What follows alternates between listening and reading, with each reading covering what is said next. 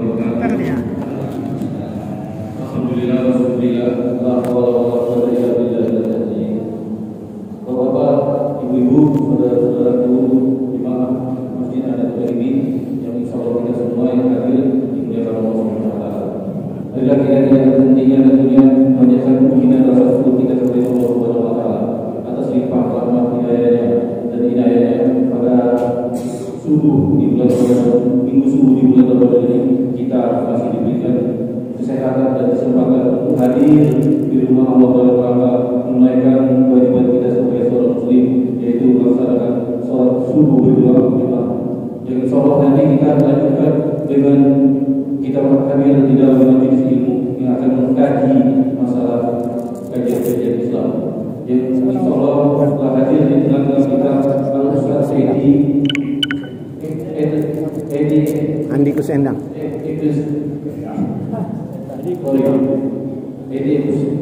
Andikus Endang.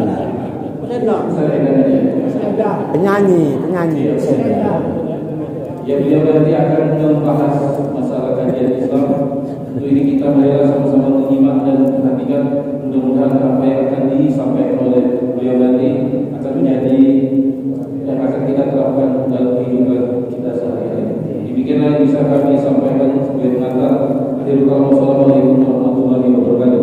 Kepada Ustaz kami persilakan, waktunya tidak terbatas. Kalau supaya ibu kaitkan.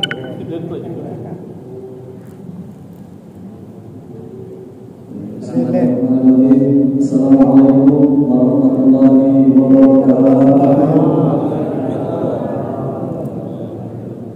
Alhamdulillahilladzi an'amana bi ni'matil iman wal islam. Nahmaduhu wa nasta'inuhu wa nastaghfiruh wa na'udzu billahi min shururi anfusina wa min sayyiati a'malina. May yahdihillahu fala mudilla lahu wa may yudlil fala hadiya lahu. Asyhadu an la ilaha illallah wa asyhadu anna Muhammadan abduhu wa rasuluh. Allahumma shalli ala sayyidina Muhammad wa ala alihi wa sahbihi ajma'in. Amma ba'du. Yang saya hormati dan yang saya muliakan Ketua Eksekutif Pengurus Masjid An-Nabawi yang insyaallah senantiasa dimuliakan oleh Allah Subhanahu wa taala. Amin ya rabbal alamin. Saya hormati, yang saya banggakan, yang saya cintai Al-Mukarram Ustaz Ali Awas yang hadir pada subuh ini. Bapak-bapak, ibu-ibu, kaum muslimin dan muslimat, para sholihin, para sholimat yang insyaallah senantiasa dimuliakan oleh Allah Subhanahu wa taala. Insyaallah diangkat derajatnya kepada derajat takwa. Amin ya rabbal alamin. Bersyukur kita kepada Allah Subhanahu wa taala pada pagi yang cerah ini. Alhamdulillah, syukur kita dapat kembali bangun dalam keadaan sehat walafiat. Setelah itu kita melaksanakan makan sahur, dan sahur adalah merupakan kandungan atau terkandung keberkahan. Maka sahur pada sahur ibadah. Maka bersahurlah, makan sahurlah kamu. Ya kan, karena di dalam sahur itu ada keberkahan. Dan insyaallah saya yakin saya lihat wajah orang yang penuh berkah. Amin ya Allah ya rabbal alamin. Oleh karena itu Bapak Ibu, setelah itu lanjut kita melaksanakan wirid dengan kemudian mungkin melaksanakan sholat sunnah, dan alhamdulillah kita telah melaksanakan sholat fardu subuh. Dan yang pertama, yang paling teristimewa adalah alhamdulillah hari ini kita sudah memasuki hari yang ke-20 ya saya berpuasa di bulan suci Ramadan tahun 1445 Hijriah ini. Kadang-kadang Ustaz, kapan ingat tanggal 20 ini? Caca apa ya? Tinggal 10 hari lagi ya oleh dekatnya. Tapi kadang-kadang Bapak Ibu memang ada rasa bahagia. Karena di dalam diri seorang mukmin itu ketika menjelang akhir-akhir Ramadan itu ada dua perasaan. Yang pertama perasaan bahagia. Karena bahagia itu Pak, dia hampir selesai melaksanakan kewajiban dia.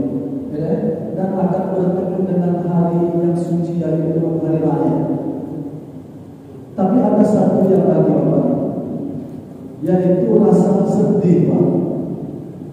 Mungkin Bapak Ibu mungkin pernah juga kadang-kadang mungkin ketemu kawan, ketemu teman, mungkin di rumah, ya Allah, ini sudah malam ke-19, ya Allah, ini sudah hari ke-20, tinggal 10 hari lagi kita puasa, ya. Tinggal 10 hari lagi kita mulai ramai-ramai ke masjid, ya. Karena Bapak Ibu, cobalah tengok ya, kalau sudah Ramadan, ya, suasana mulai tarawih itu, yo, agak sulit kita temukan ada apa-apa, ya. Kemudian kita berbondong-bondong ramai-ramai semangat bahagia untuk menyambut yaitu berbuka puasa. Di luar Ramadan itu sulit Pak melihat. Maka di bulan suci Ramadan ini banyak sekali keistimewaan yang terkadang Bapak Ibu ada yang kasat mata dan ada yang tersimpan di dalam hati. Oleh karena itu mudah-mudahan kedua perasaan ini ada arti di dalam diri kita semua. Ada rasa bahagia kita, kepada saya nak menyelesaikan Ramadan ini sebentar lagi hari raya. Ada pula perasaan sedih kita, ya Allah, Ramadan ini akan berakhir. Tidak? Kesempatan kami nak banyak baca Quran, tadarus, beribadah, berbondong-bondong ke masjid malam hari. Tidak? Kemudian melaksanakan qiyamul lail. Mungkin di luar Ramadan agak sulit bagi kita, ya Allah. Mudah-mudahan ya saya dengan madrasah Ramadan ini kita sebagai orang mukmin muslim semakin semangat kita untuk beribadah kepada Allah Subhanahu wa taala. Karena Ramadan ini sering diumpamakan seperti madrasah. Jadi kita ini ditempah di madrasah ini diharapkan agar setelah kita menyelesaikan bulan suci Ramadan ini betul-betul kita mendapat pendidikan dari puasa kita, kesabaran kita, rasa syukur kita, kemudian rasa berbagi gitu ya. Maka insya Allah mudah-mudahan itu semua dapat kita lanjutkan nanti setelah Ramadan. Amin ya rabbal alamin. Bapak Ibu hadirin para sholihin dan sholimat yang dimuliakan oleh Allah Subhanahu wa taala. Mungkin kita semua sudah maklumi Bapak Ibu bahwa di dalam satu hadis Rasulullah sallallahu alaihi wasallam dari Ibnu Umar radhiyallahu anhu, anna Rasulullah sallallahu alaihi wasallam kata Nabi, bunyal Islam ala khamsin. Islam itu didirikan atas 5 fondasi. Yang pertama, syahadat alla ilaha illallah. Jadi bersyahadat, bersaksi bahwa tidak ada Tuhan selain Allah dan Nabi Muhammad adalah utusan Allah. Ini merupakan pintu gerbang utama. Jadi ibaratnya kalau kita nak bangun bangunan, ini yang pertama kali itu adalah tempat, ini adalah tanah. Jadi sangat penting sekali, yaitu kesaksian kita sebagai hamba Allah, ya, bahwa kita bersaksi tidak ada Tuhan yang patut disembah kecuali Allah Subhanahu wa taala dan Nabi Muhammad adalah utusan Allah. Kemudian wa iqamis shalah. Lalu setelah itu mendirikan salat. Lalu kemudian kita zakat, membayar zakat. Jadi saya mengeluarkan zakat. Coba Bapak Ibu, kalau kita urut dari awal, jadi syahadat, sholat, kemudian zakat. Lalu setelah itu wasawmi Ramadan, ya kan? Nah, wa hajjil baiti kata Nabi, wasawmi Ramadan. Jadi ada yang dibalik gitu kan? Wasawmi Ramadan, yaitu puasa di bulan Ramadan, wa hajjul baiti man istata'a ilaihi sabila. Berangkat ke Baitullah dalam perjalanan haji, yaitu bagi siapa yang diberikan oleh Allah kemampuan. Pada pagi ini Bapak Ibu, saya ingin menyampaikan fokus kepada yaitu zakat. Karena biasanya Ustaz kita ini kalau sudah dimulai di 10 akhir, sudah mulai kita ya kita diingatkan, dan bahkan mungkin di masjid-masjid, di surau, ya kan, sudah mulai ada pembentukan amin zakat atau pengumpul zakat. Ya, maka ini penting sekali Bapak Ibu. Jadi zakat itu adalah merupakan rukun Islam yang ketiga. Ya, dia dilaksanakan namanya zakat fitrah. Bagi setiap jiwa yang hidup di bulan suci Ramadan itu, kata Nabi, maka dia wajib membayar zakat. Bapak Ibu hadirin sekalian yang dimuliakan oleh Allah Subhanahu wa taala, seperti saya kutip di dalam Al-Qur'an, Allah Subhanahu wa taala berfirman, "Khudz min amwalihim shadaqatan tutahhiruhum wa tuzakkihim biha." Ambillah dari harta-harta mereka untuk dibayar sebagai sedekah atau yang dapat membersihkan, harta yang dapat membersihkan dan mensucikannya. Maka di dalam Islam Bapak Ibu, kita itu kenal betul dengan taharah, kesucian. Bahkan kita Bapak Ibu sebelum sholat, tidak sah sholat kita sebelum kita bersuci. Ya, maka dalam kaidah usul fikih Ustaz, ma la yatimul wajib illa bihi fahuwal wajib. Kewajiban yang inti itu adalah sholat. Tadi ada sebagai rukun Islam yang kedua.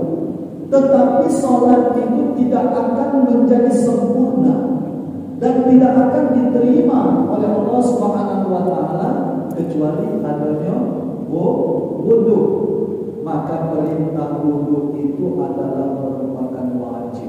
Maka tidaklah sempurna sholat kecuali ada diiringi dengan kewajiban yang menyertainya, yaitu taharah, kesucian tadi. Maka hakikat daripada wudu itu adalah merupakan wajib. Bapak Ibu hadirin sekalian yang dimuliakan oleh Allah Subhanahu wa taala, kita kenal di dalam Islam ada dua kesucian cara bersuci.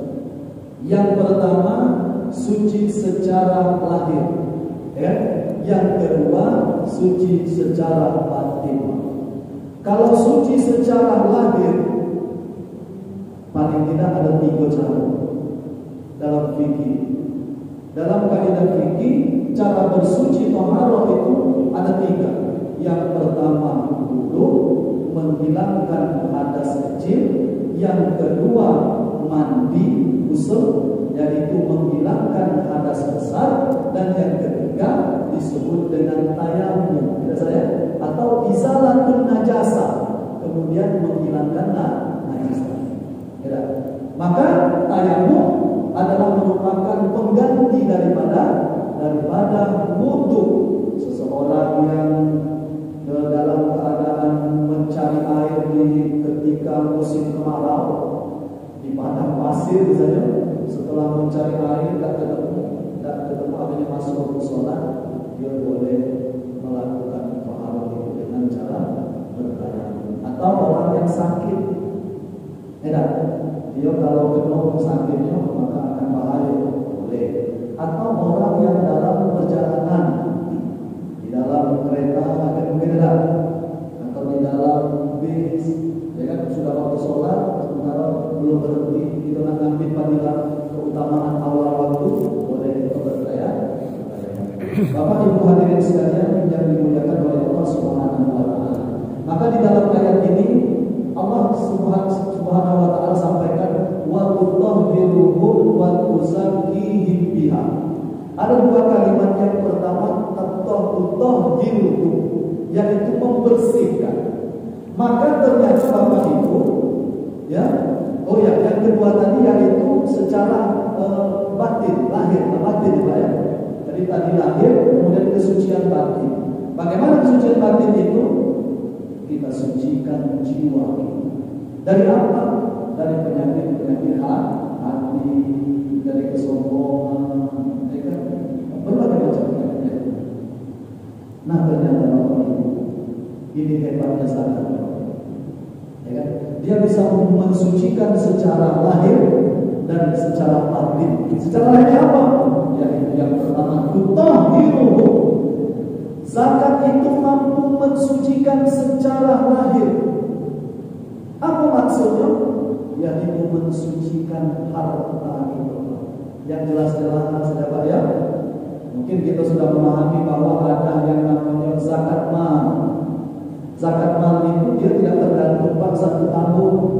Tidak boleh kita keluarkan per bulan boleh. Mungkin anak Ustaz ada apa namanya? Zakat profesi misalnya itu dipotong setiap bulan. Jadi zakat mal itu boleh Pak. Yang penting misalnya kita dapat pendapatan hasil tidak keuntungan kita atau kita dapat dari gaji lalu kita keluarkan 2,5%. Itu Ustaz? 2,5%. Bisa Pak ya? Atau kita kumpulkan sampai 1 tahun, atau ada harta yang dikumpulkan sampai 1 tahun, kemudian dipersenkan menjadi 2,5%. Jadi harta kita itu disucikan dengan zakat. Masya Allah. Nanti kita akan uraikan sedikit saja, ada hikmahnya. Jadi ada hikmahnya kenapa kita disuruh Allah dianjurkan oleh Nabi supaya kita mengeluarkan zakat, mengeluarkan harta kita, sedekah kita. Ya, inilah indahnya di dalam agama Islam yang kita cintai. Jadi semua yang kita miliki ternyata ada bagian-bagian orang-orang fakir miskin. Disitulah keindahan di dalam kehidupan yaitu sosial orang-orang yang beriman. Bapak Ibu hadirin sekalian, itu ya. Jadi yang pertama, zakat itu mensucikan secara lahir, yaitu mensucikan harta. Kemudian wa tuzakkihim biha. Lalu dia mensucikan. Kalau tadi membersihkan, yang ini wa tuzakki zakki itu mensucikan. Ternyata Bapak Ibu agak beda dikit misalnya. Beda dengan paham itu zakat zakki. Ya, dia itu sama. Kalau tauhid itu membersihkan, kalau zakat zakki mensucikan. Maka mensucikan ini lebih kepada jiwa. Jadi mana yang kita sucikan? Jiwa, hati kita. Dari perasaan apa? Perasaan nanti Bapak Ibu, yaitu sombong. Maka orang-orang yang dianjurkan oleh Allah untuk berzakat, bersedekah itu sebenarnya Pak mengajarkan kepada kita agar supaya kita punya belas kasih. Apa bahasa Jawa? Belas asih. Jadi kasih sayang, punya belas kasih sehingga kita tidak memiliki rasa takabur, sombong. Masya Allah. Kemudian zakat itu sendiri menyucikan jiwa kita agar kita tidak menjadi hamba yang rakus. Maka ketika kita keluarkan untuk orang lain, kita tidak ada obsesi, harapan, cita-cita kita, pokoknya sampai ke arah pun dikejar. Tetapi dari harta yang kita dapatkan, kita berbagi dengan orang lain, dan itu pun adalah pengobat jiwa kita, pengobat hati kita. Jadi ketika kita memberikan orang itu Pak Bu, sebenarnya bukan sekedar untuk memberikan agar orang lain itu mendapatkan dari harta kita, ya kan? Dia dapat bisa beli makanan, dia bisa minum, dia bisa beli baju, beli pakaian. Tetapi ternyata Bapak Ibu, mengeluarkan harta kita itu untuk diri kita sendiri sebenarnya, agar hati kita, jiwa kita menjadi suci, jauh dari segala penyakit-penyakit hati. Bapak Ibu hadirin sekalian yang dimuliakan oleh Allah Subhanahu wa Ta'ala. Nah inilah, maka zakat itu berasal dari kalimat zakat yuzaki, artinya mensuci. Apa yang disucikan? Ternyata tadi Bapak Ibu, yaitu lisan secara lahir dan dia mensucikan secara batin. Biasanya kita di akhir Ramadan ini sudah diingatkan ya, dengan yang itu membayar zakat. Maka jangan sampai Bapak Ibu di antara kita yang masih hidup di bulan suci Ramadan ada yang tidak dapat berzakat. Maka membayar zakat itu adalah fardu wajib bagi orang yang memiliki kemampuan. Maka oleh karena itulah Bapak Ibu, tujuan kita memberikan fakir miskin, mungkin hari ini mereka belum punya harta untuk dizakatkan, lalu dengan kita memberikan mereka punya kesempatan dia untuk membayar zakat. Bapak Ibu hadirin yang saya hormati, ternyata di antara hikmah zakat itu paling tidak ada 4. Apa tujuan kita berzakat? Jadi zakat yang kita keluarkan itu yang pertama membersihkan jiwa dari kotoran tadi, sifat-sifat penyakit hati. Kemudian yang kedua membantu fakir miskin, meringankan beban saudara-saudara kita yang hari ini belum berkecukupan, ya kan? Maka kesempatan kita untuk memberi Bapak. Maka Bapak Ibu, saya kemarin baca di tanpa dia sudah muncul di Brunei. Ternyata Bapak Ibu, hari ini di negara Brunei Darussalam itu sudah tidak ada lagi orang penerima zakat. Semuanya menjadi pusat. Mungkin betul saja. Ya. Akhirnya Bapak Ibu, zakat-zakat yang dikumpulkan di negara Brunei itu didistribusikan ke negara-negara lain termasuk Indonesia. Maka bersyukur ternyata Bapak Ibu, ya, ketika masih ada orang yang lemah yang masih menerima untuk menerima zakat, ya, itu kita harus manfaatkan kesempatan itu untuk banyak-banyak kita berzakat. Ternyata hikmahnya Bapak Ibu, ya kan? Dengan ada orang yang mungkin secara ekonomi di bawah kita, Allah Subhanahu wa Ta'ala sedang memberikan kesempatan bagi kita. Coba kalau memang di negara-negara mereka, ya, orang mungkin untuk kesempatan memberi orang lain itu sudah ya agak sulit ya saya dapat bagi. Kalau nak ngasih yang inilah, nak ngasih inilah. Nah, alhamdulillah Pak ternyata bukan kita bersyukur maksudnya dengan adanya kemiskinan kefakiran, ya kan? Artinya dengan adanya saudara-saudara kita ini, Allah memberikan kesempatan bagi kita untuk banyak amal. Betul tak kita? Setelah kita pikir, ya kan?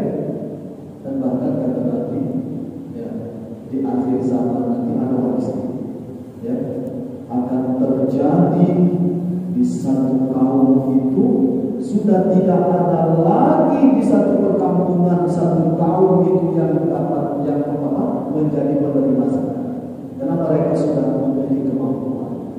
Maka oleh karena itu Bapak Ibu, ya, kesempatan kita ini untuk membantu orang-orang yang lemah, membantu fakir miskin, terutama di bulan suci Ramadan dan terutama di bulan Ramadan ini kita sering diingatkan dengan memperbanyak sedekah.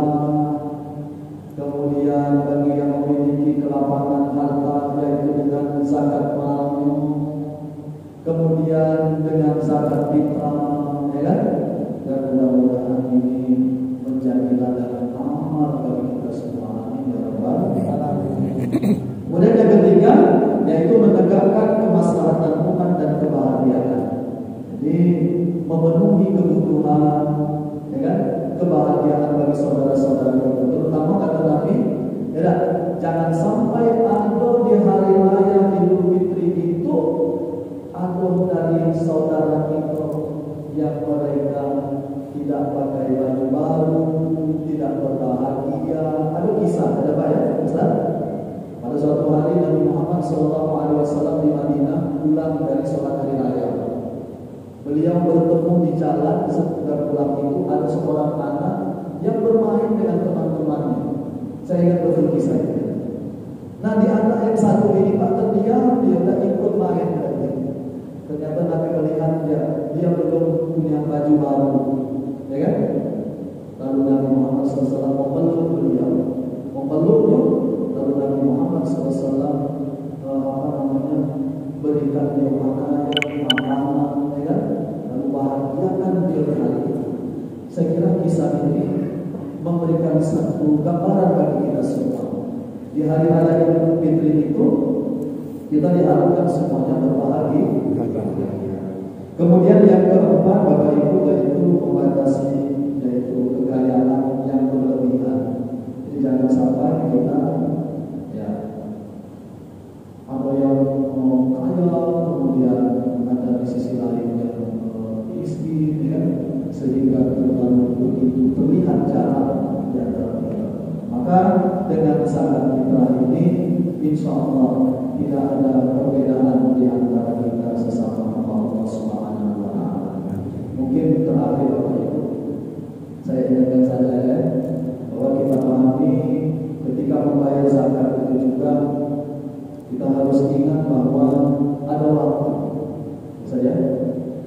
Bahkan waktu itu dibolehkan dari awal Ramadan sampai akhir. Tetapi yang dianjurkan oleh Nabi itu menunaikan zakat itu ada 3 waktu. Yang pertama waktu jawas, yaitu dibolehkan 1 atau 2 hari sebelum hari raya. Itu yang paling terbaik. Tapi boleh dari awal Ramadan sampai akhir.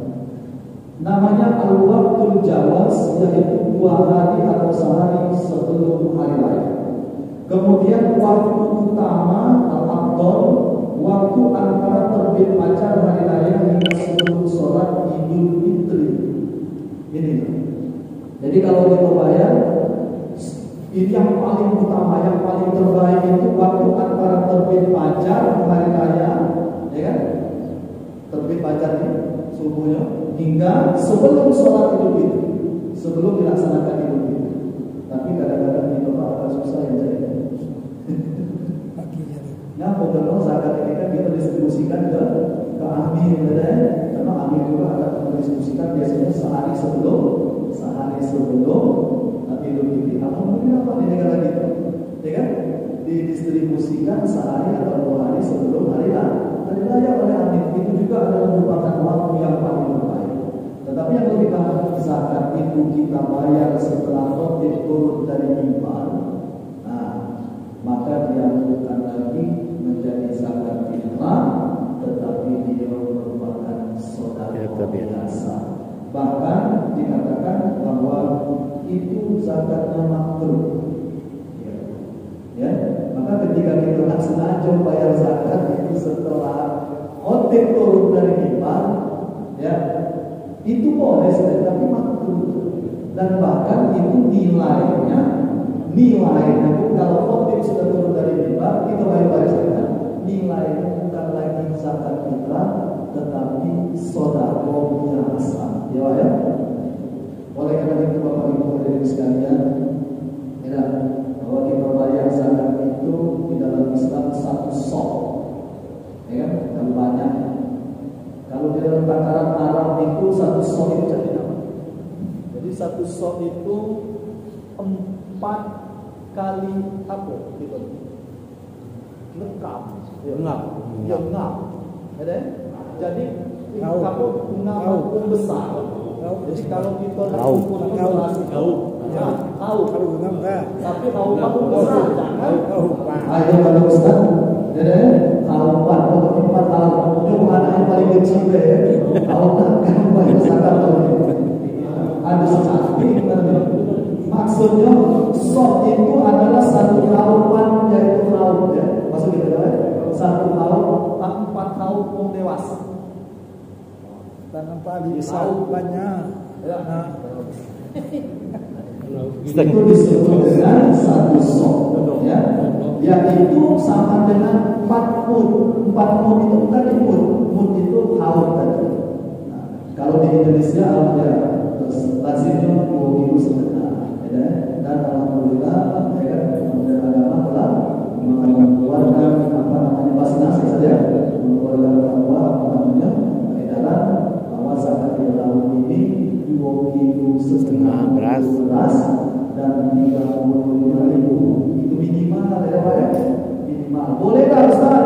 Aku ini ada sen 40.000. Dan kalau aku balikan, alhamdulillah lebih bagus Pak. Ada pula misalkan tahun ini 50.000 besok, boleh, lebih aku, ya kan? Boleh. Jadi itu adalah harga minimal, yaitu 35.000. Ya, Bapak-bapak hadirin sekalian, Ustaz, Pak, semuanya semua, ya kan? Mungkin itu saja yang dapat saya sampaikan dalam waktu yang singkat ini. Ayo, sebelum saya akhiri daripada tausiah subuh ini, mari kita persiapkan harta-harta kita terbaik. Ya Pak ya? Mungkin kita di antara kita ada kelebihan harta menjelang akhir-akhir Ramadan ini. Mari kita keluarkan kepada amil-amil zakat, ya kan? Kepada fakir miskin. Tadi sehari, 2 hari atau sehari sebelum Idul Fitri itu adalah hari yang terbaik. Dan yang paling afdol lagi adalah dari terbit fajar subuh sampai menjelang dilaksanakannya sholat Idul Fitri itu yang paling baik lagi. Dan jangan sampai mengeluarkan zakat khotib latu lagi mungkin menjelang Idul Fitri. Mohon lahir batin selama mungkin saya diamanahkan untuk berbagi ilmu dengan semua, ya kan? Kalau ada kata-kata yang luar berkenan saya mohon maaf kepada Allah. Bersama kita mohon ampun. Mudah-mudahan di Ramadan yang kedua ini kita diberikan oleh Allah Subhanahu wa taala dan kesehatan. Amin ya rabbal alamin. Dan mudah-mudahan tahun ini kita dapat bertemu dengan malam Lailatul Qadar. Amin ya Allah. Ini saja mungkin yang perlu saya sampaikan. Mari kita berdoa. A'udzubillahi minasyaitonir rajim. Bismillahirrahmanirrahim. Alhamdulillahirabbil alamin. Hamdan syakirin hamdan na'im hamdan yuwafi ni'amahu wa yukafi mazidah. Ya Rabbana lakal hamdu wa lakal syukru kama yanbaghi li jalali wajhikal karim wa 'azimi sultanik. Allahumma shalli 'ala sayyidina Muhammad wa 'ala ali sayyidina Muhammad. Allahumma ighfir lana dzunubana wa dzunuba walidayna warhamna kama rabbayana shighara. Wa li jami'il muslimina wal muslimat wal mu'minina wal mu'minat al-ahya'i minhum wal amwat innaka 'ala kulli shay'in qadir. Rabbana hab lana min azwajina wa dhurriyyatina qurrata a'yun waj'alna lil muttaqina imama. Allahumma zidna 'ilman warzuqna fahman. Allahumma anfa'na bima 'allamtana wa 'allimna ma yanfa'una warzuqna ilman tanfa'una bihi wa dunya wal akhirah. Allahumma taqabbal minna salatana wa siyamana wa ruku'ana wa sujudana wa tadarru'ana wa khushu'ana wa ta'ammudana wa taksiran ya Allah ya Allah ya Rabbal alamin. Rabbana atina fid dunya hasanah wa fil akhirati hasanah wa qina adzaban nar. Bi subhana rabbika rabbil izzati amma yasifun wa salamun alal mursalin walhamdulillahi rabbil alamin.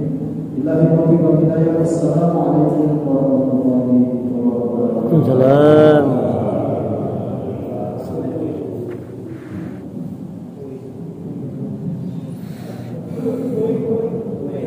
Terima kasih kepada Ustaz Edi Kopi. yang telah menyampaikan kegiatan minggu subuh ini. Perlu kami tambahkan, dari pengelola masjid telah dibentuk sebagaimana lazimnya dibentuk panitia mengumpul zakat fitrah. Kami ingin menyampaikan edaran dari Basnas Badan Pengambil Zakat Nasional Kota Riau untuk beras yang tadi disampaikan oleh Pak Ustaz 2,5 kg per jiwa, kemudian untuk uang minimal juga Rp35.000 per jiwa. Kemudian untuk ibu-ibu fidyah atau bapak yang akan membayar fidyah Rp20.000 per jiwa per hari. Demikianlah. Assalamualaikum warahmatullahi wabarakatuh.